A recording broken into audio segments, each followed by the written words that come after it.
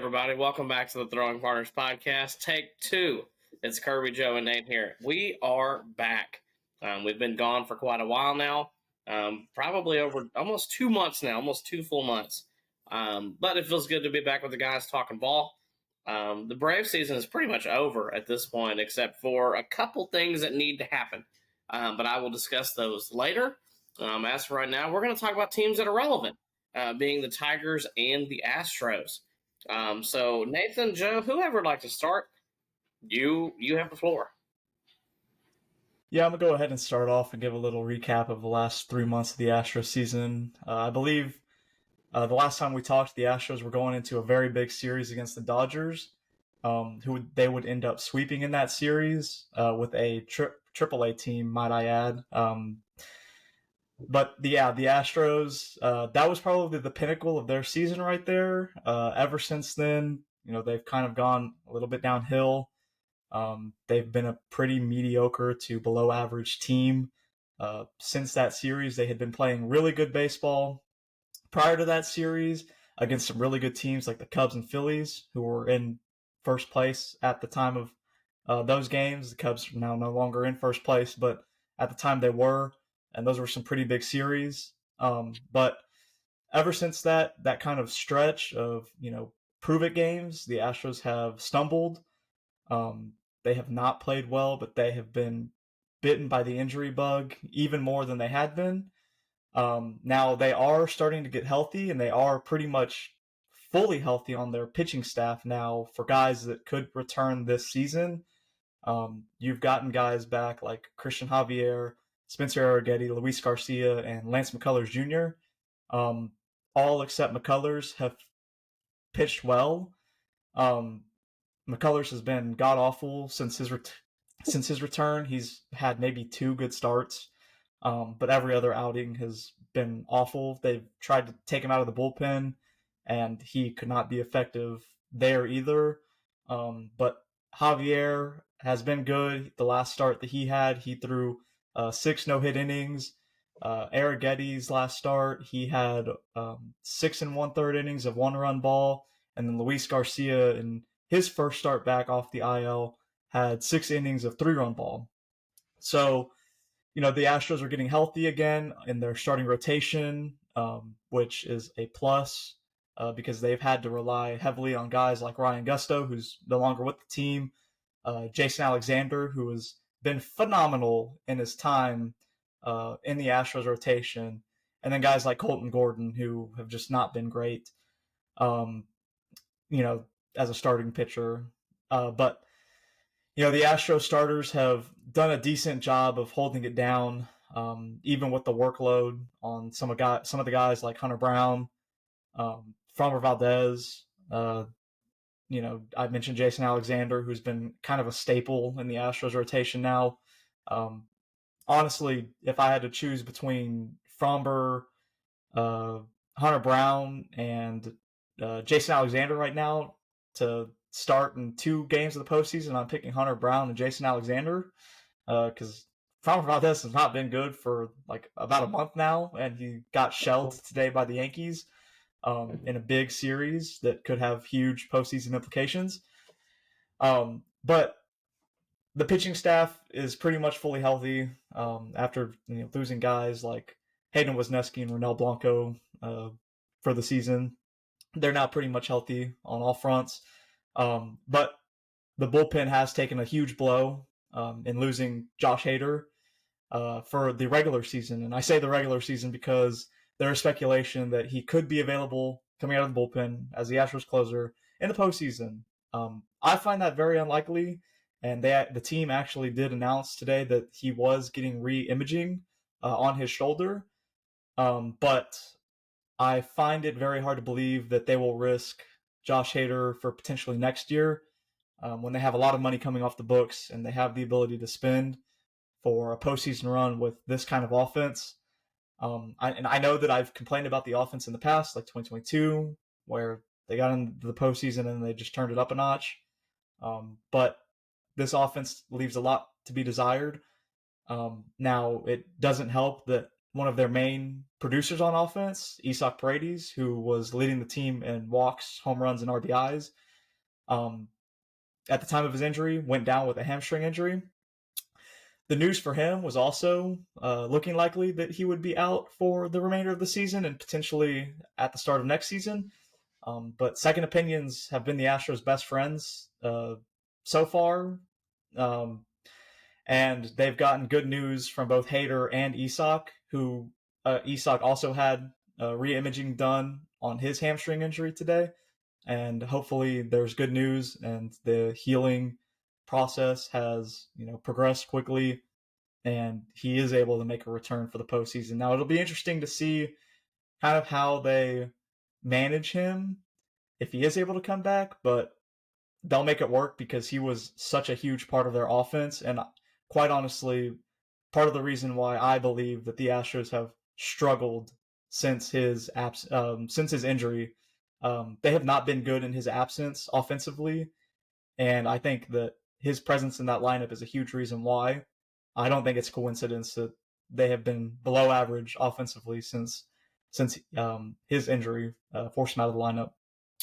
But they are starting to get a little healthier on the lineup side of things. Um, Yoran Alvarez is back from his broken hand that was supposed to take 3 weeks to heal. And then Jake Myers is currently rehabbing. Yordan Alvarez has looked great in his return. Nobody wants to pitch to him, which is exactly what I want to see. But the offense around him has left a lot to be desired.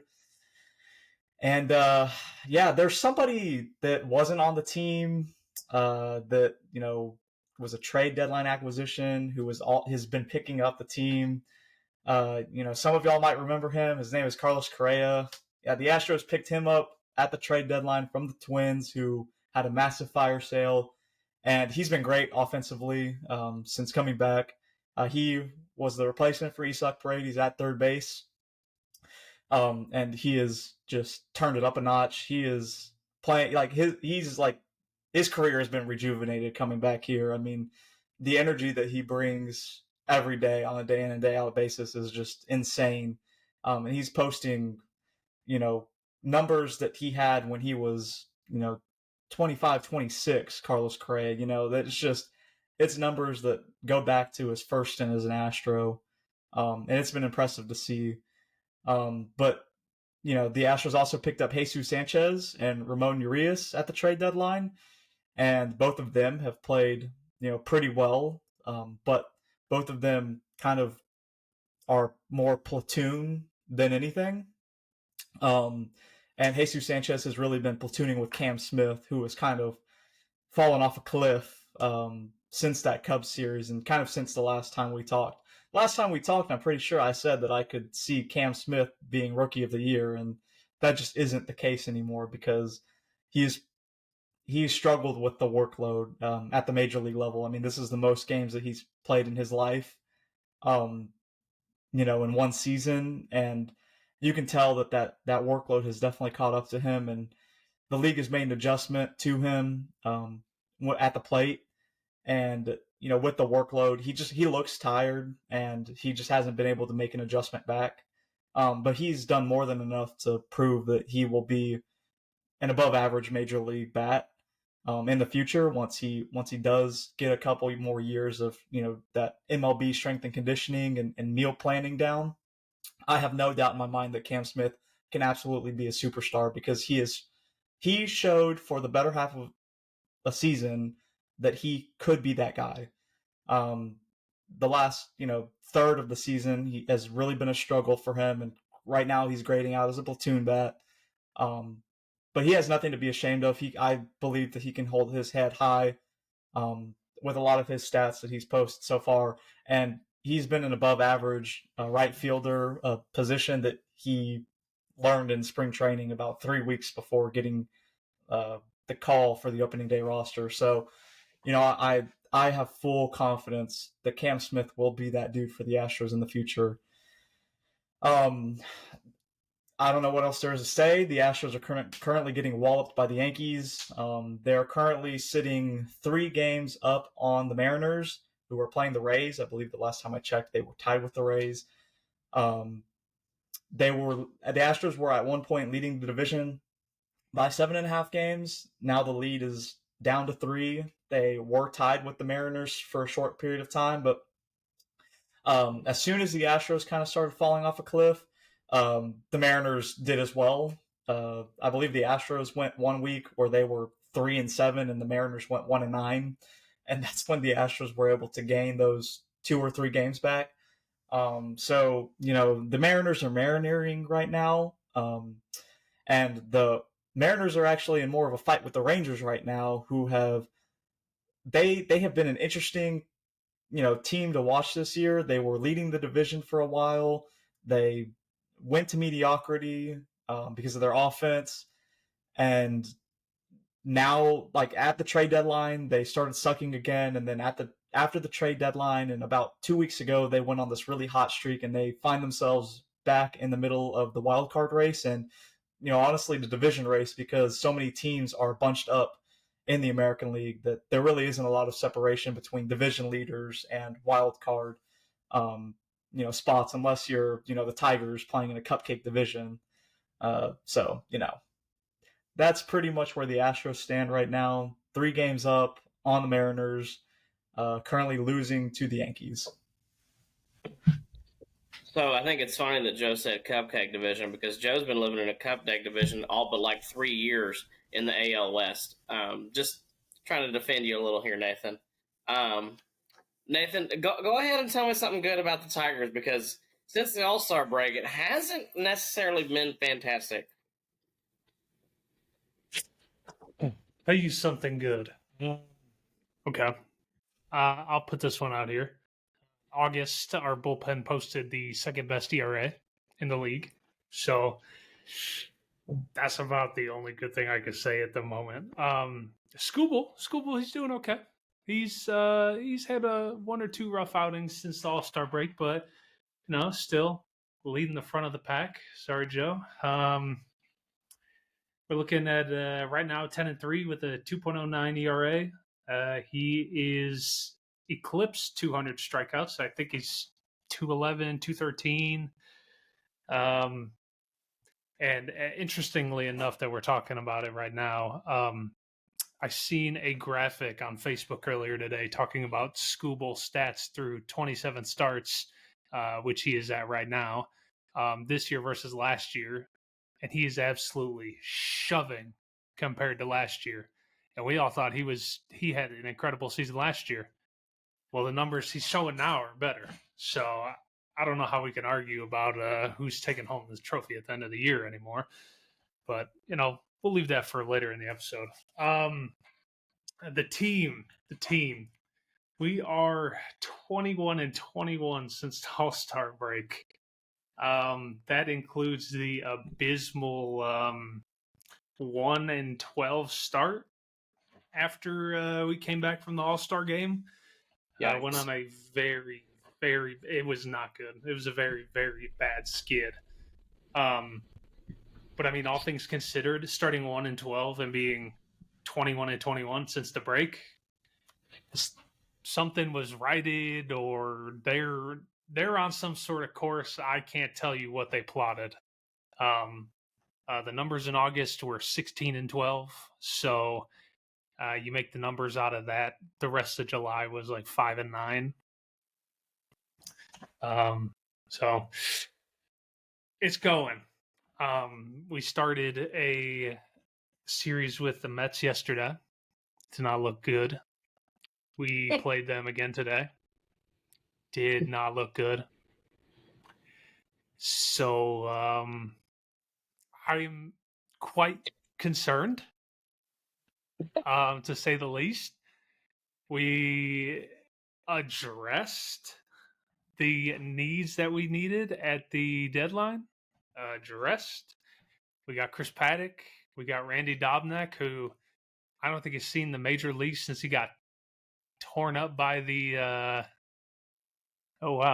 got torn up by the Yankees. Joe's back. We're live. We gave up our 14th ranked prospect for that, not really concerned about that. Chris Paddock had a very good start, his first one, and then he's been very, very bad since. So I personally don't think this move panned out like they anticipated it would. As of today, they moved him to the bullpen. And also as of today, he did not do well in the bullpen. So that one really not panning out for us. We also picked up a legend for both of your teams. Good old Uncle Chuck, Charlie Morton. I don't know how I feel about him yet as a Tiger. He's had a couple of very good starts. He's also had a couple of very bad starts. And based off of what Kirby has seen this year, I'm sure he can attest to that being the consensus of his season so far as a whole. But I mean, he's still showing life in the fastball, in his sinker, in his changeup, curveball, of course. That's his bread and butter. So it's nice to see that. Yeah, it sucks to see him hang it over the plate, let Juan Soto hit a grand slam. I'll say that. So, anyways, we'll move on from that. Hitting, I mean, we've been average. I would say probably below average, to be honest. We're still holding up our runs per game, but we're getting into these games where, like today, 12-5. Like, we put up 5 runs, that should be way more than enough to win a game. But why the hell are we giving up 12 runs? Like, we should be on a much better path, bless you, than 21-21 with the team that we had. It's not like we really lost any pieces. We didn't. If anything, I thought we gained some solid pieces. Kyle Finnegan is another guy that we got. Finnegan has been lights out for us since he stepped on the mound. He was 20. I want to say he was 21 for 22 when he got to Detroit. And since then, I think he's added on 6 or 7 more saves. He's been quite good. AJ's kind of been tossing him and Vest around in different roles. He's had Finnegan close some games. He's had Vest still close some games. Vest still is our primary closer. So I like that dynamic there. I think it's good. Finnegan's splitter looks disgusting. It looks, every time he comes into the game in a clutch moment, it just seems like he just wants to be there. Like, on top of his stuff being gross, he just has that mentality. Like, and I think that's what we need to keep going forward in this season and to win. But I think we still need to figure out how to manage where we use the rest of our guys. Like Troy Melton, he's a kid that we brought up from AAA.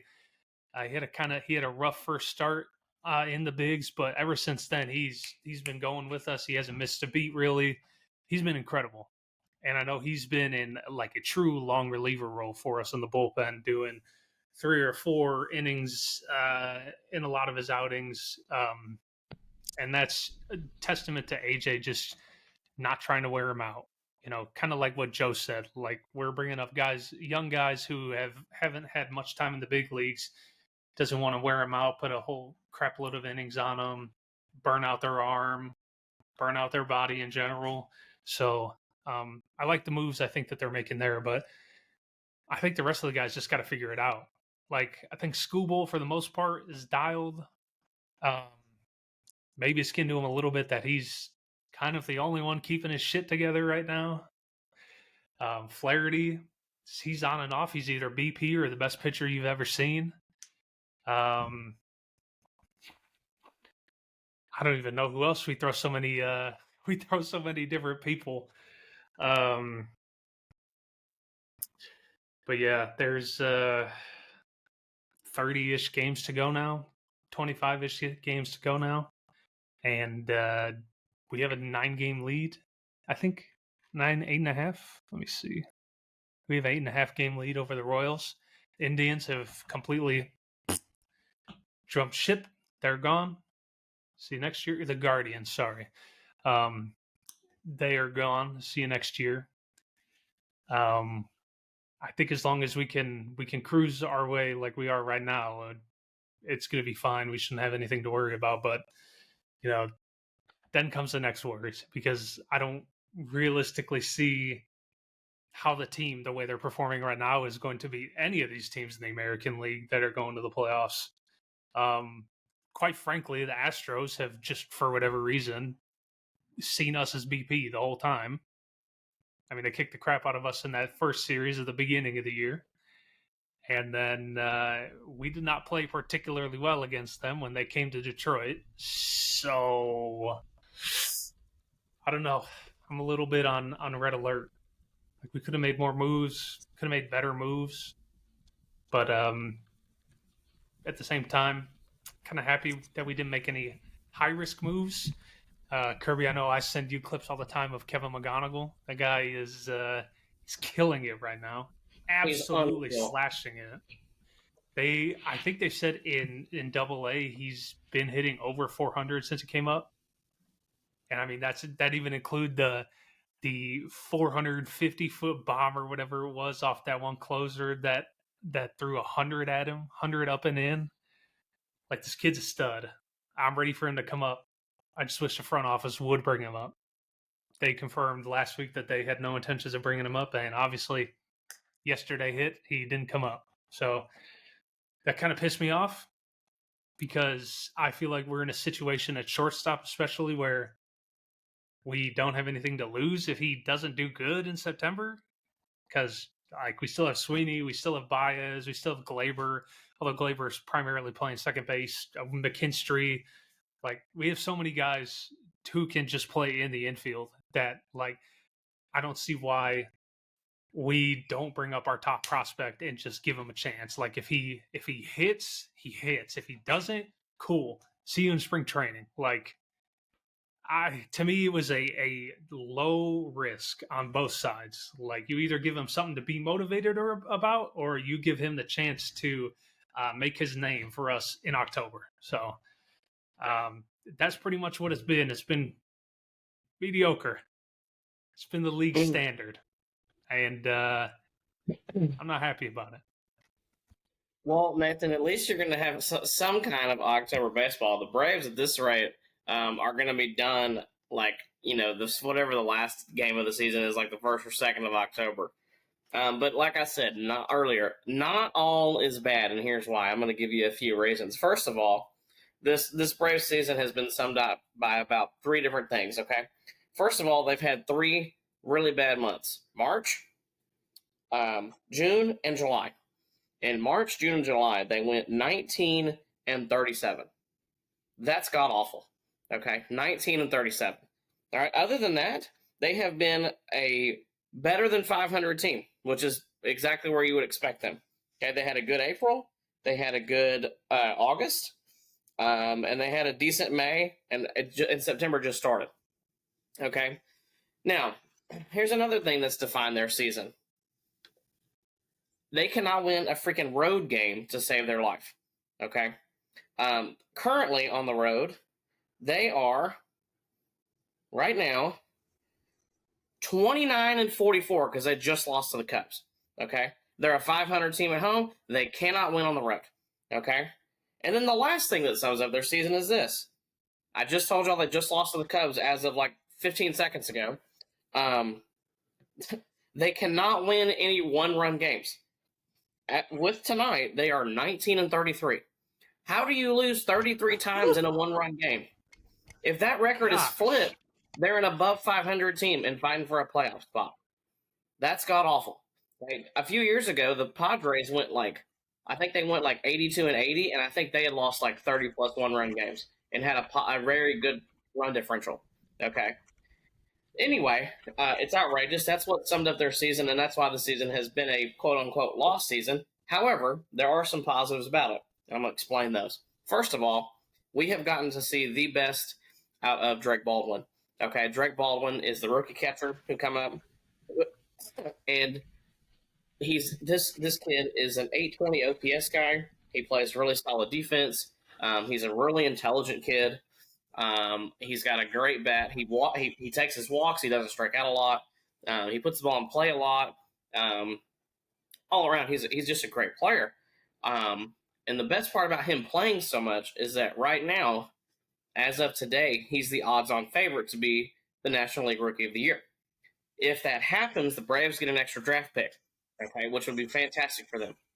Another part of this so-called lost season that's great for them is right now they have like the third or fourth odds to get the number 1 overall draft pick next year, okay? So after this year's draft being really good for them, with some of the guys that they got between Alex Lodis and Tate Southacene and Briggs McKenzie and Cody Miller, some of these guys that are going to work their way up the system pretty quick, with the exception of maybe Briggs McKenzie. Anyway, the farm is actually looking really sharp right now. They just called up Raldy Munoz yesterday. They called up Hayden Harris today. Both of those guys have been pitching well in AAA. As far as arms are concerned, they've got 2 more kids down in the minors right now, and Owen Murphy and J.R. Ritchie that are actually pitching really well. And then another thing that this lost season has brought back, or brought out of it, is this. Hurston Waldrop. Most of Braves country would have told you 4 months ago that Hurston Waldrop needed to be converted to a reliever. But let me tell you something. Since Hurston Waldrop has come up this year, this kid's been lights out. And it just goes to show, once again, it's like that the typical fan really does not know what's best for the player, okay? Because what we've seen out of Hurston Waldrop is this. Let me go to his stats real quick, okay? First of all, he started in 6 games and already put up a 1.7 B WAR, okay? That's like almost unheard of, all right? In his 6 starts this year, okay? I'm sorry, 6 games, 5 starts, okay? He threw like 4 or 5 innings at the Bristol Motor Speedway game, okay? So in those 6 games, 5 starts, he's had a 1.01 ERA in 35 innings. 35 innings he's given the Braves. He's only allowed 4 earned runs, okay? He's allowed 1 home run, and he's had 33 strikeouts in those 35 innings, okay? Now, his walk rate has been great. It's only been at 2.8.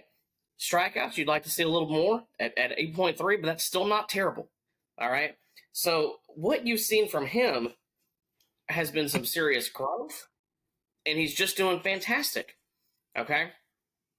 But another thing that the Braves have seen is not only have you seen Waldrop come up and do well, you've seen Drake Baldwin play extremely well, who's probably going to win the Rookie of the Year. They just got somebody off waivers like 2 days ago in Ha-Seong Kim. Now, the Braves have been searching for an answer shortstop since Dansby Swanson left, okay, after the 22 season. So, Ha-Seong Kim was playing. Oh, okay, yeah, attaboy, right? Okay. Now, anyway, so what I was going to say is they claimed Ha-Seong Kim off waivers from the Rays. He has a player option for next year. Tonight he got his first start with the Braves, and he's going to have a month to see how he plays. Okay, he had been hurt and rehabbing pretty much all season. He had played about 25 games with the Rays and then went on the IL again with some back issues. But I think he had 2 hits tonight, and he started at shortstop. One thing about Ha-Seong Kim, this dude has played an elite second base, an elite third base, and an elite shortstop. He's played them all well. He's even got a Gold Glove to prove it. But if he chooses to decline that player option, then the Braves are kind of back at square one. However, if he just has let's say he's a league average player between now and the end of the season, and he decides that he wants to exercise his player option, then the Braves have their shortstop for next year. And in my opinion, he's the perfect guy to hit like 8th or 9th on the team because he also has a pretty good on-base percentage, and he runs the bases well. This guy used to steal a lot of bags. His OBP is going to run anywhere from 330 to 350, maybe 360 on a good year. So I'm really hoping that he chooses to exercise that player option, and maybe, even though he is a Boris client, that maybe they can even extend him another year or 2 and give these guys in the minors something else to kind of play with and to kind of develop. But anyway, that's kind of where we're at. The Braves have a really good shot to get the first overall draft pick next year, maybe, which would be awesome. Even if they get a top 3 draft pick, that's still fantastic. Because you think about the guys that have come out of the top 3 in the past 5 or 6 drafts, most of them have turned out to be studs. Okay, so we'll see. But anyway, that's pretty much what I have for the Brave side of things. What would we like to discuss next? Do we want to talk about surprising moves at the deadline? Let's hear it. Kirby's all in for that. Go ahead. Well, I don't think anybody actually thought this was possible. I know that there were rumors about a week before the deadline that Carlos Correa was going to be an Astro. I mean, I'm just bringing this up from an Astros perspective because who thought that would actually happen? I mean, he had a no trade clause. The Twins were, they weren't great, but they were going to have to eat a lot of that contract. And the fact that they actually had a conversation with Correa, and he's basically the entire reason why they went into rebuild mode after they went into complete sell mode. Once the news came out that he wanted out, everybody else was gone. So, I just think he was the first domino to fall. That was the first rumor to kind of come out. And let's talk about some other teams like the Padres and what their deadline was. Their deadline was interesting. Getting Mason Miller from the A's, very interesting. Anybody else have any comments to add? Honestly, I thought it was AJ Preller always does something really out there and sometimes impressive at the deadline. Now, granted, a lot of those moves have really backfired him. Take the Juan Soto deal. Okay, where they lost Wood, they lost Abrams, they lost Gore, but they got Soto in return. Okay, but this one is really interesting though because they got Mason Miller, but they gave up Leo DeVries, who some have compared to Francisco Lindor. So I don't know. It all depends on what their level of success is for this year and next year, as long as they have Mason Miller. If Mason Miller comes out and shoves, and the Padres were to make it to the World Series, and Mason Miller's a big part of that trade, in my opinion, is probably worth it because otherwise they're probably not making it without him. Considering they just lost Jason Adam yesterday, who was also one of their high leverage guys. I mean, right now it looks like a really good move. And also, too, prospects are prospects until they produce or until they're big leaguers. DeVries is only I think he's 18. I don't even think he's 19 yet. So who's to say that in 2 years this kid is still not in the minor leagues? Well, in the meantime, Mason Miller is, I don't know, maybe he helped the Padres make it to the NLCS or the World Series, or maybe they even won the World Series. So I think as risky as it was, I actually thought that was a pretty good move. I don't know if y'all have some differing takes, but that's kind of my thought. No, I mean I agree. I think the years of control are what really matters because Mason Miller is a proven pitcher in the game, and there have been talks that the Padres will potentially convert him into a starter next year. But proven guy that can throw 100 miles per hour consistently. Prospects aren't proven, and they shape up to challenge the Dodgers in the division again next year with the team that they have. So I think it's a wise move. I think it's getting guys with control for I guess they kind of in their eyes probably paid a steep price, but the Astros got guys like Jesus Sanchez and Carlos Correa with years of control left, and they gave up Ryan Gusto and some prospect that I've never heard of. Jesus Sanchez could potentially grade out to be a very good power bat for the Astros and for the next 3 years. And kind of honestly, the moves that they've made, whether it be Isaac Paredes, Cam Smith, Hayden Wesneski, those are all guys with years of control. Jesus Sanchez, years of control. Ramon Urias, years of control. Carlos Correa, years of control. So you can kind of start to see what they're thinking of in terms of the future and how they construct this team. I think it's smart for the Padres to kind of follow that same path when it comes to, getting people at the deadline.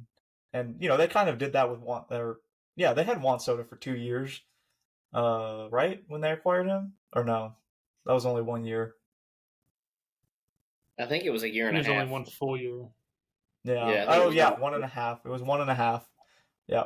So, I mean, that was another guy that they got for that half year and then had another, year of control after that. So, I think that's kind of the playbook that teams are going to start looking at, especially when these deadlines are as tight as they are, where, a lot of teams are still bunched up at the deadline and, you don't know what each team is going to look like year over year when it comes to, whether or not they're competitive. So, I think it's a smart move for them, and hopefully it pans out for them. I'd like to see someone challenge the Dodgers in that division, and it's been a fun race so far. Honestly, as irritating sometimes as like AJ Preller is like with the things he does, like every team wants a GM that makes moves. Every team wants a GM that is willing to go all in for their team. As crazy as it sounds, or as crappy as some of the trades may have turned out, it's like AJ Preller is going for it every single year. And that may make him a great GM. That may make him a terrible GM. But at the end of the day, Padres fans always have something to look forward to. And guess what? This offseason, I guarantee you, AJ Preller, guess what he's probably going to be? Active. He's probably going to be active. He's probably going to want to make some moves. Also, too, San Diego has great weather. Who doesn't want to play in San Diego? I mean, let's just be honest. It's a great place to play. It's a cool ballpark. It's got great weather. You're going to be there for 81 games a year, really enjoying the weather. I mean, I think it's cool to be involved in that kind of organization, or maybe be a fan of that organization. You know who I think the Padres target with years of control at the end of the offseason? You want to take a guess at who I'm gonna say? Okay, say that again. Say that again, Joe. Who the Padres target this offseason in a trade that has years of control? Is this player like under contract, or is this player? I have an idea. Probably arbitration eligible. I'm gonna go Skeens. No. Is that who you're gonna say? No. Are you gonna say Scooble? No, I'm gonna say Adley Rutschman.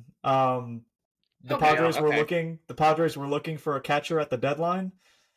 They targeted Yainer Diaz and Spencer Arguetti heavily from the Astros for Dylan Cease. That deal obviously did not happen.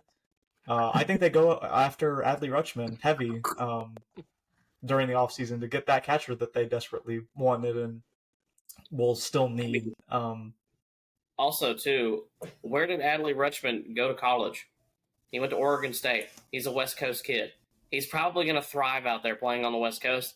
And also, too, like, I have friends of friends who are involved in the Orioles organization. And let me tell you, they don't like playing there.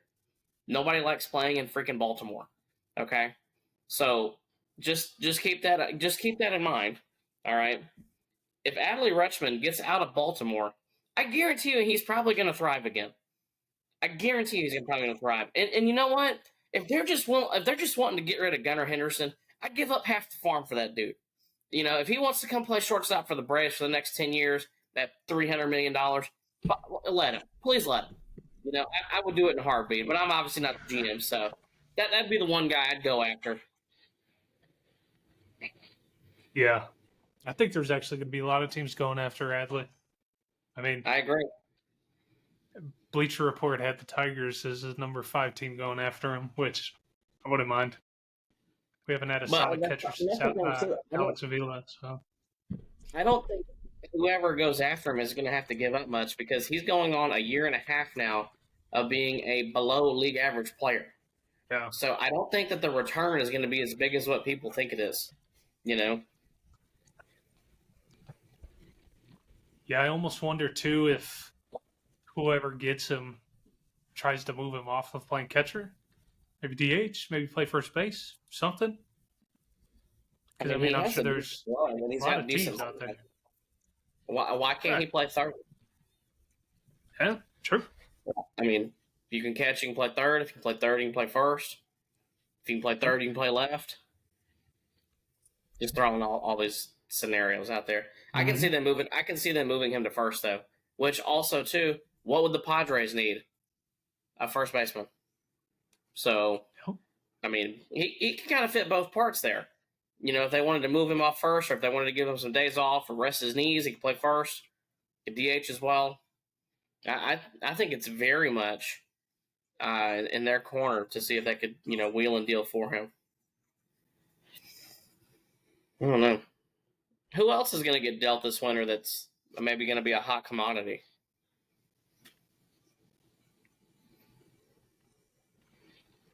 I mean, y'all mentioned Skeens, but I think the Pirates would be.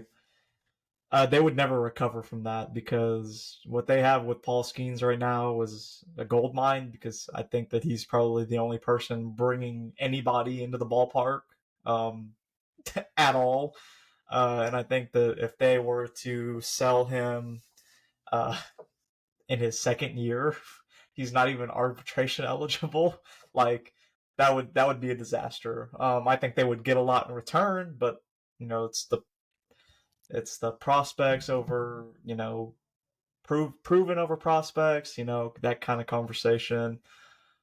I don't see that happening. I think they would be insane to do that, but they've done some pretty crazy things. So I don't know. I think their asking price is probably unbelievably high. Like, there's probably only 5 or 6 teams who could actually put together a deal that the Pirates would probably sign off on Skeens. And at the same time, they're probably over asking anyways. So it's probably unrealistic that he actually gets moved. If there's one team that I think would probably A, have the pieces to do it, and then B, be able to sign him to an extension. Just right now, with the current state of the farm and young players, it's probably the Red Sox. I think that's the only. I think that's the only team that has prospects to do it, and would be able to sign an extension. Because you're probably giving up one of. They're not going to give up Roman Anthony. I can tell you that right now. But Rafaela, Abreu, Christian Campbell, they're giving up one, maybe 2 of them. Then you're probably giving up more guys from the farm that we probably don't know of. It's probably going to be like 4 or 5 guys that would go in that deal for Skeens. Now, the thing is, though, is like nobody's trading for Skeens unless they know they can sign him to an extension. Because why would you do that if you're not going to be able to sign the dude to an extension? That's true, yeah.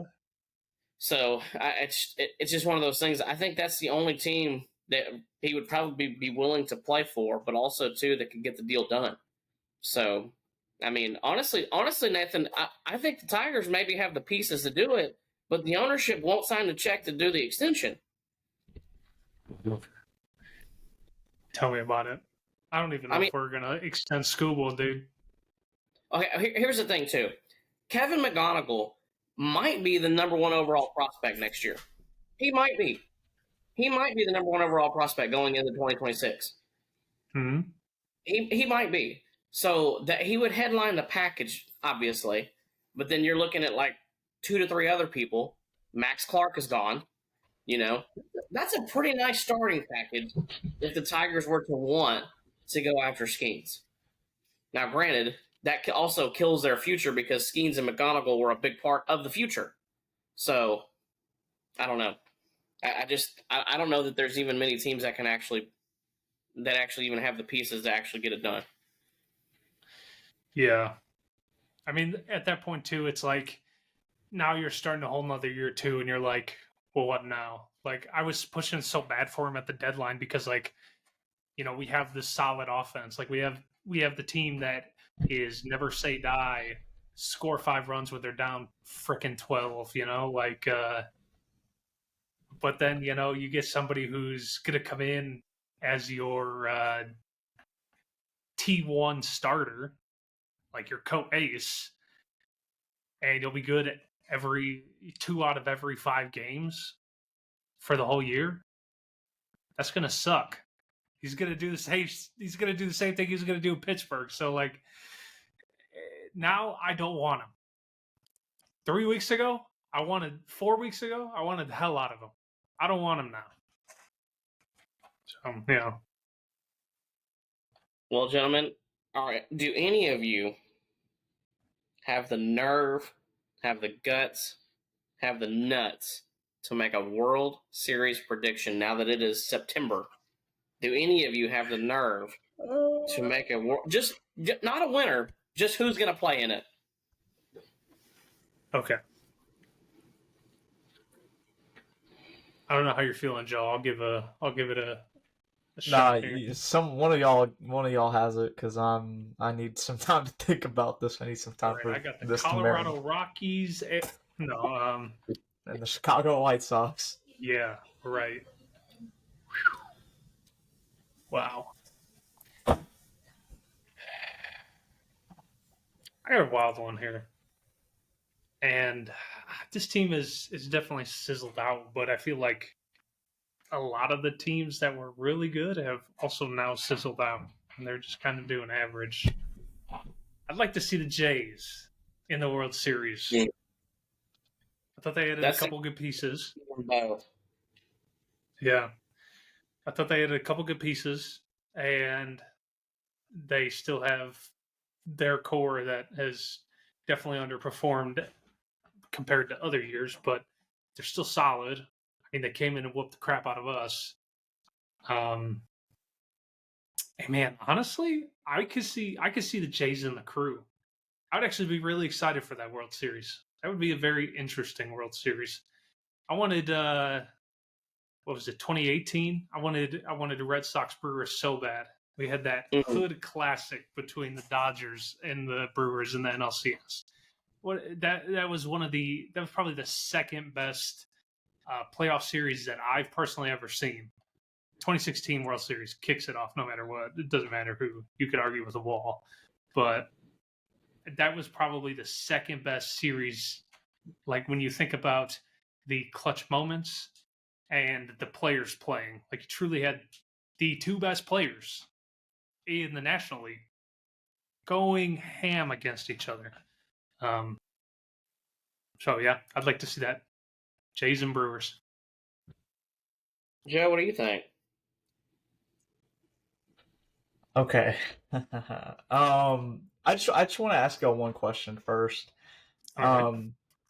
Out of teams currently in the postseason picture in the American League, who do you think has the lowest runs allowed?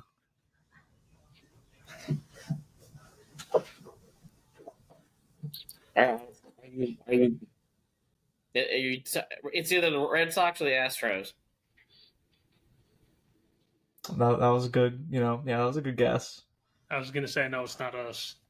It's the Astros. Really? Huh? Yeah. They've only allowed 560 runs, but they've only scored 580 runs, which is why they can't be the team that I pick. As much as I want to pick them, as much as I want to believe that their pitching staff really could carry them through a postseason run, and as much as I want to believe that their offense could just magically flip a switch like it did in 2022, I can't pick them. It's got to be the Red Sox. I mean, currently in the AL, they seem to be one of the most well-rounded teams when it comes to run scoring and run prevention. They have the highest run differential in the American League at the moment. But if I had to go with the Yankees too. No. Yeah. You know what? You're right. Yeah. Second highest, so. Yeah. But their run, yeah. But the Yankees, okay, the problem with the Yankees is their fundamentals. Like, they can score a bunch of runs and they can prevent a bunch of runs, but their fundamentals lack, which is what the Dodgers took advantage of last World Series. I think that in the postseason, those are, capitalized on more by good teams. So I think that that's where they will suffer. So again, that's why I'm picking the Red Sox for my AL representative. And you know what? I think the Cubs could make a run. I know that they've kind of fallen off a cliff, but I think a Cubs Red Sox World Series would go crazy. Oh man. I'm sitting here thumbing through different stats. I am going to agree with Joe that I think the Red Sox are the team to beat because you've seen Crochet and Brian Bayo and Lucas Giolito really take off in the last couple of months. Now, I'm not saying that's an unbeatable top three in your rotation, but all three of them have had really good track records. We've seen Crochet. If Scooble ends up having another clunker, Crochet is right back in the conversation. I'm looking at fielding as a team, it's so annoying because the Red Sox lead the league in errors. However, when you look at some of the other stats, they're not horrible. So I want to go with the Red Sox, and like I said off air earlier, if Zach Wheeler had not gone down for the Phillies, I would have 100% picked them with Wheeler and Suarez and Sanchez and even crappy Aaron Nola back there, but Jesus Luzardo as well. And to be honest, they probably still have the best overall rotation going into October with Suarez and Sanchez and Luzardo and Taijuan Walker and even Aaron Nola. They still probably have the best overall rotation. However, their offense hasn't been great. Newsflash, Kyle Schwarber was 0 for 20 until he had a 4-homer game against the Braves. 4-homer games don't happen that often. Kyle Schwarber is not going to carry that offense. Okay?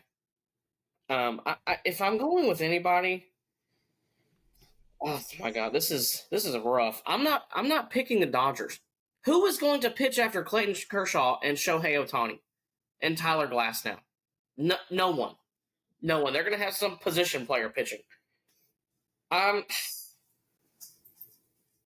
Do the Mets do anything for anyone? After Juan Soto hitting a grand slam yesterday and then putting us in a 12-run hole today, they might be the best team for the next fucking decade. Here's the thing. Sorry, that's a 2-game sample. My bad. If the Brewers had a better starting staff, I would pick the Brewers without question. However, you've only got Quinn Priester and Freddie Peralta leading the charge. That does not throw me at all. But they do everything else well. They get on base well. They run the bases well. They play good defense. They do everything else well, except really and truly, they don't have great starting pitching. Give me the. You know what? F it. Give me the Brewers and give me the Red Sox, because ultimately the Brewers are going to be the 1 seed. They're only going to have to play the division series and the LCS to make it to the World Series. So they've only got to win really and truly 7 games to get there. They don't have to play the first round, so they're not going to use Peralta. They're not going to use Priester. Give me the Brewers and give me the Red Sox. That's what I'm going with. Final answer. I think the Brewers do have it made really well. Because I think having Peralta, I think having Quintana's in there. He's a vet for a whole bunch of teams now. And then they have the Miz.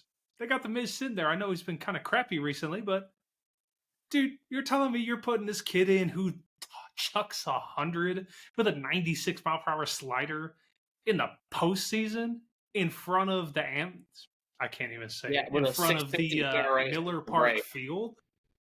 Dude, this guy is not giving it up. He's going crazy.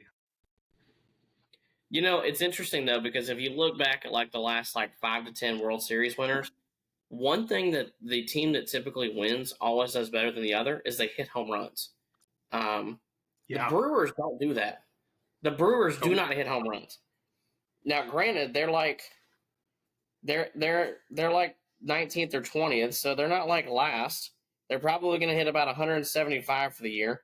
But, like, who on the Brewers is going to come up and pop a homer for you? Like, that, I don't know who that's going to be. Like, they have a bunch of guys. Like, Yelich has 27. That's their leader. And then they have a bunch of guys that have between 10 and 18. None of those are just, like, that's not a Soto. That's not a Yordan. You know, that's not a Jorge Soler. You know, none of those people are that guy. So they play a completely different brand of baseball. I feel like there's a few teams that are kind of moving away from that still have success. I feel like we're one of those teams. The Tigers, they do hit. They're like 9th in homers, but like if you look at the postseason last year, like we only hit 1 in the wild card series, and that was off the foul pole in the clinching game. Sorry, Joe. And I mean, like, we probably hit 2 in the DS against Cleveland. One of them being that huge nuke off of Clase. Rest in peace. So you're still right. Like in the playoffs, there's absolutely no doubt that whatever team homers more usually wins. But I feel like that's less and less the case as of the recent years. In the live ball, like 2019, when the Twins broke the home run record. Yeah, more home runs you hit, more games you win. You know, it's interesting looking at. I mean, where did that get them in the postseason? Yeah, where did that get them in the postseason? So my thing is, like, you can hit all the home runs you want, but if you're facing like postseason, like proven postseason pitching, like caliber starters, you're not gonna be hitting home runs. That's also true. And that's why, the 2022 Astros ran through the entire league when it comes to, the AL. I mean, the Yankees had one of the most potent offenses that season, and they got swept because the rotation and the bullpen were just that locked down, which is why, like, I haven't completely given up on this team right now. Now they look absolutely defeated. Literally just saw Christian Walker throw his bat in disgust after striking out. The good news is, again, the Mariners lost again. So, yeah, starting pitching, with the Astros being healthy again, you got guys like Javier, Spencer Arrighetti, and Luis Garcia. They have no innings on their arms.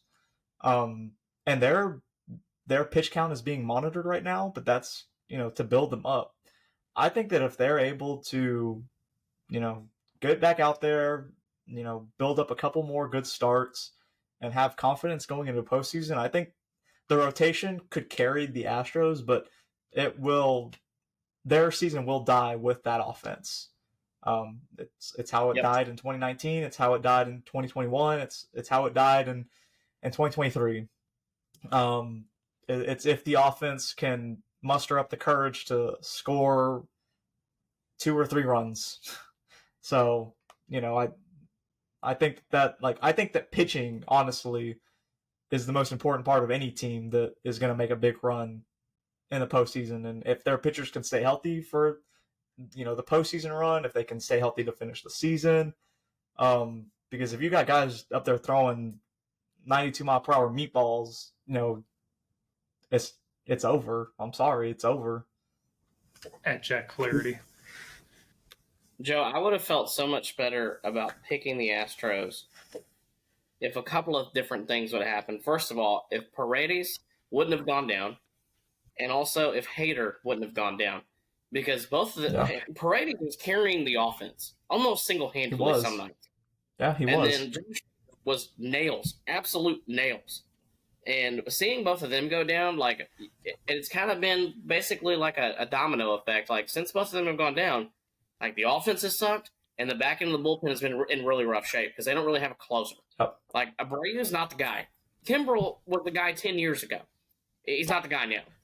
So it's just one of those things, like, who are you giving the ball to in the 9th inning for the Astros right now?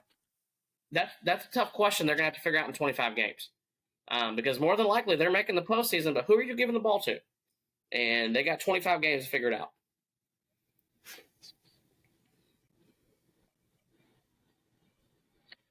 But anyway, anything else I want to talk about tonight? I think the Rangers are the new team to watch. They're 9-1 in their last 10 games. They have one of the better run differentials in the AL. It still falls well behind both what the Red Sox and the Yankees are doing, but they've crept up on the Mariners, and they have a big series against the Astros, who, they can't get their head out of their asses, or are going to lose not only the Silver Boot, but maybe the division lead to them in what would be another like 2023-esque, kind of run through. So, I'd say keep my eye out on them. I think that they could be the biggest spoilers when it comes to, kind of end of the season, how the wild card shapes up, because I feel like a lot of fans are confident right now that their team has it like locked up.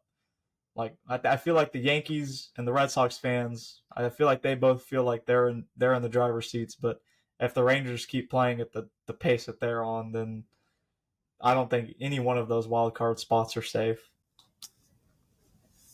The other interesting thing for them is Seager's out. Yeah. I was just about to say that. Like, if Seager was healthy and if Uvalde was healthy, I would say that they're definitely getting that last spot over whoever else. Yep. But with those two out, I mean, that's if the Astros were to lose Brown and God knows who else on the offense. I mean, that to me that was a serious gut punch. But they're 9-1 in their last 10, so I don't know, something that Bruce Bochy does, something he feeds them or gives them to drink, it just drives them.